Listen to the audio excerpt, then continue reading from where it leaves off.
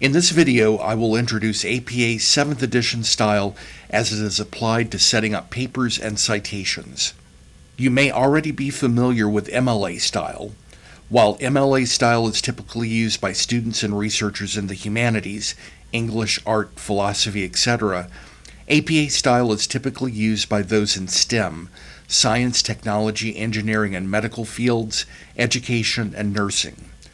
The good news is that while APA style may look somewhat different than what you're used to with MLA, some of the parts of paper formatting are similar, and you will still follow the same process of locating authors, titles, publication information, dates, web addresses, and so on to create your citations. The publication manual of the American Psychological Association, the Little Seagull Handbook, and the Library Citation Center have lots of examples you can use to make sure you are citing your sources correctly.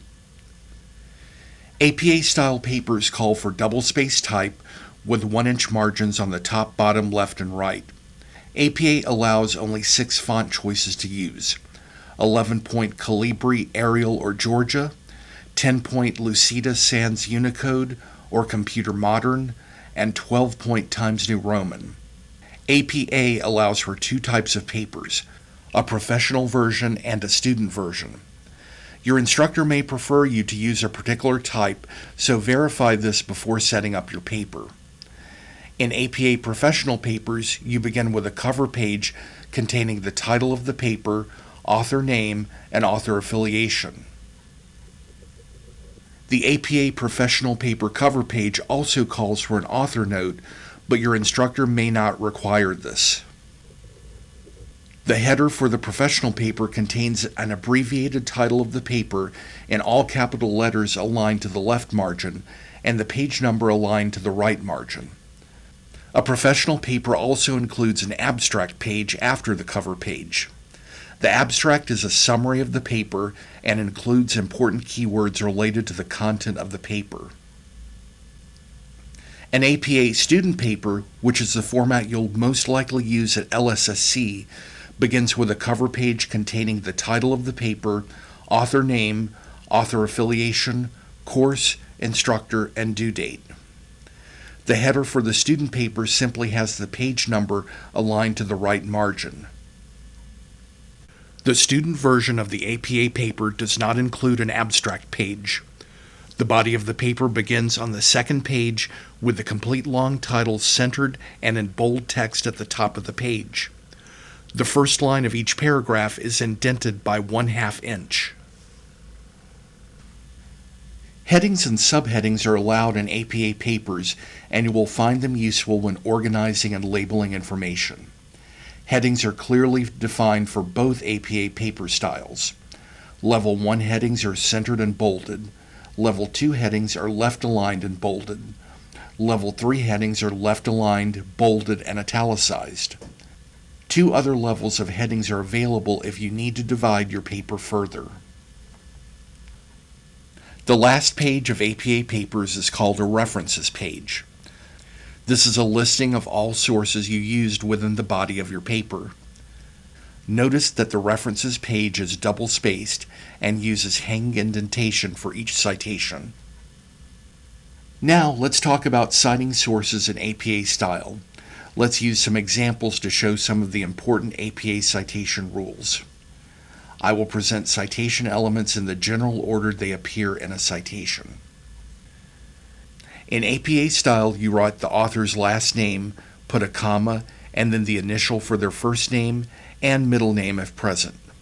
If there are multiple authors, you will list each author's name consecutively like this, separated by a comma up through 20 authors.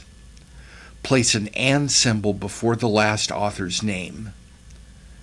If a source has more than 20 authors, list the first 19 consecutively, then place an ellipsis, which is 3 periods, followed by the final author's last name and initials. Dates appear after the authors or titles.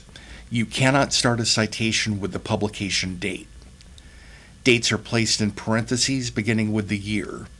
If there is a month or month and day, put a comma after the year, and include them in month-day order before closing the parentheses.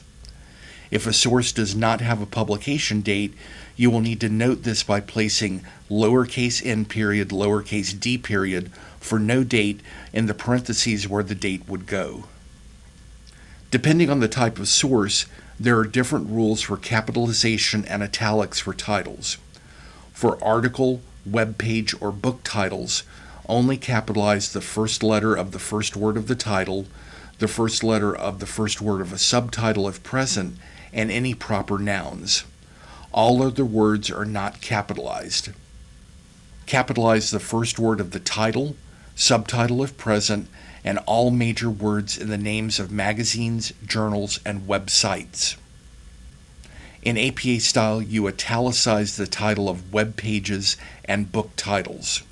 Also italicize the titles of magazines, journals, and newspapers. Since the title of the web page is italicized, leave the website name in normal text. Next is publication or periodical information. For books, this will be the publisher's name. For magazines and academic journals, the periodical information is the volume and issue number and page numbers. Notice that the volume number is italicized and the issue directly follows in parentheses. Write just the page or page range without P or double P in front. Newspapers will usually not have a volume and issue, so they will not appear in the citation. In rare cases, magazine articles may be the same. For original web pages, you do not need to include publication information. Finally, there is electronic access information for web pages and articles or books you find through the databases. This comes in the form of a URL for a web page, or a DOI or digital object identifier for articles and some books. Academic sources usually include a special code number called a digital object identifier, or DOI. This is simply an additional way to locate the source. When citing an academic journal article or some books in APA style, if there is a digital object identifier, it goes at the end of the citation. The databases are usually good at adding a DOI to a computer-generated citation when it is present, but you may need to check the actual PDF of the source to see if one is there that the computer may have missed. For any database content, magazines, journals, newspapers, books, include the DOI if available. If the DOI is not available, cite the content as a print source without any electronic location information. Notice that URLs and DOIs are formatted as active links with blue underlined text. APA also has rules for documenting how you incorporate information from your sources into the body of your paper. These are called in-text or parenthetical references. The citation in APA style determines how you write the in-text citation for the source in the body of your paper. The general format for an in-text citation is author or author's last names, year of publication, and page number, if present. Academic journal articles and books usually have more authors than other types of sources. When you create in-text citations, here are some rules to remember. For one author, use the author's last name. For two authors, use both authors' last names separated by the and symbol each time the work is cited. For three or more authors, use the first author's last name followed by et al., which is Latin for among others. Notice also that a page number is a part of the in-text citation. Include a page number if the source has them. You will usually have articles in PDF format for academic journal articles or books you get from the library databases. In the in-text citation, include the specific page number where the information you quoted or paraphrased appears in the source. You can also credit your sources in the body of your paper by using narrative references. Narrative references introduce the author and publication year in parentheses at the beginning of the sentence, followed by the paraphrased or quoted information from the source, and conclude with the page number and parentheses for that specific information at the end of the sentence, if the source has page numbers. Here are rules to remember when creating in-text citations for sources that begin with a title instead of an author.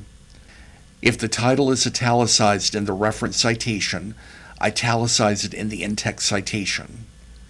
If the title is not italicized in the reference citation, use double quote marks around the title in the in-text citation. For all in-text references, use title case, capitalize all major words, even though the reference citations may be in sentence case. If the title is long, shorten it for the in-text citation. Use 2 to 4 words as a rule of thumb. Here are some examples of narrative references for sources without authors. The previous rules apply, and the title or shortened title appears at the beginning of the sentence, followed by the publication year in parentheses, then the paraphrased or quoted information from the source, and finally the page number or numbers in parentheses if present. What I've discussed in this video are the more common scenarios you'll encounter when using APA format. We can't cover every possibility in a video, so keep these tips in mind. Determine what kind of source you're trying to cite. This will help guide you to the correct example. Use the examples in your Little Seagull Handbook and the Library Citation Center to create your citations. Check citations generated by databases against the Publication Manual of the American Psychological Association, the Little Seagull Handbook, and the Library Citation Center to make sure everything is correct. When you're not sure how to cite a source, contact a librarian for help.